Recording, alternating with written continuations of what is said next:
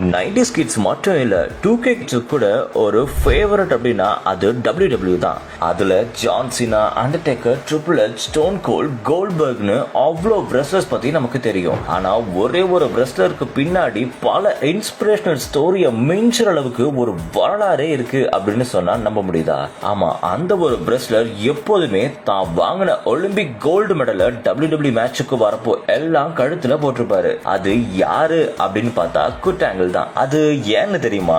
Good angle இவர் WWE ஒரு ஃபேமஸான ரெஸ்லரா இருந்தாரு. WWE வரதுக்கு முன்னாடி இவர் ஒரு ப்ரொஃபஷனல் ரெஸ்லராகவும் இருந்திருக்காரு அப்படின்னு எத்தனை பேருக்கு தெரியும்? ஆமா, இன்டர்நேஷனல் ரெஸ்லிங்ல ஜெயிச்சு பல சாதனைகளையும் படைச்சிருக்காரு குட் ஆங்கிள். அப்படி 1996 வருஷம், அதாவது அவருடைய 26 வயசுல ஒட்டுமொத்த உலகத்தையே அவரு திரும்பி பார்க்க வச்சிருக்காரு. ஆமா, அமெரிக்கன் ஓபன் போட்டியில அவரு கலந்துட்டு இருக்காரு.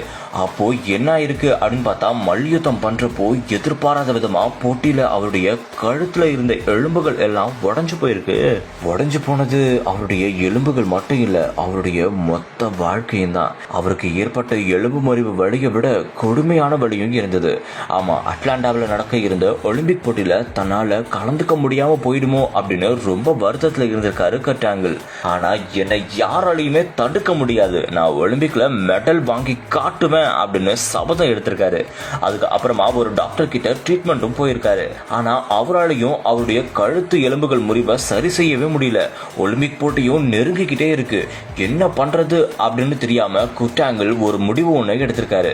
ஆமா, கழுத்து எலும்பு முறிவோட நான் ஒலிம்பிக் போட்டியில கலந்துக்கிறேன் அப்படின்னு முடிவு எடுத்திருக்காரு. டாக்டருங்கெல்லாம் எவ்வளவோ சொல்லியும் அவரு கேட்கவே இல்லை.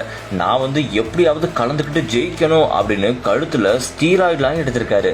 ஏன் அப்படின்னு பார்த்தா வலி தெரியக்கூடாது அப்படிங்கிறதுக்காக தான் அவரு ஸ்டீராய்டு எடுத்துக்கிட்டதா சொல்லப்பட்டிருக்கு. அதுக்கு அப்புறமா அந்த நாள் வந்துச்சு. அதாவது 1996 ஒரு சரித்திரம் படைக்க கழுத்து உடைஞ்சாலும் பரவாயில்ல அப்படின்னு ஒலிம்பிக் போட்டியில கலந்துகிட்டு இருக்காரு. அதுல ஈரானை சேர்ந்த அப்பாஸ் அப்படிங்கிறவர் கூட மோதிருக்காரு கட் ஆங்கிள். யோசிச்சு பாருங்க, கழுத்து உடைஞ்சிச்சுன்னா நாமெல்லாம் வீட்டுல ரெஸ்ட் தான் எடுப்போம்.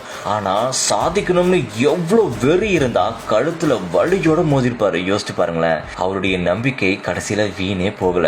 ஏன் அப்படின்னு பார்த்தா பல ரவுண்ட்லயும் அவர் ஜெயிச்சு கடைசியா ஒலிம்பிக்ல கோல்டு மெடலும் வாங்கி சரித்திரத்தை மாத்தி எழுதியிருக்காரு கட் ஆங்கிள். அதுவும் கழுத்து எலும்பு முறிவோட. எவ்வளவு பெரிய சாதனை இல்ல? இந்த சாதனை பல பிச்சை எடுக்கணும்னு ஆயிடுச்சுல, வீடிக்கு மட்டும் என்ன எடுக்கிற? அப்படியே ஒரு குவார்டர் கட்டிங் சேர்த்து எடுக்க வேண்டியதானே?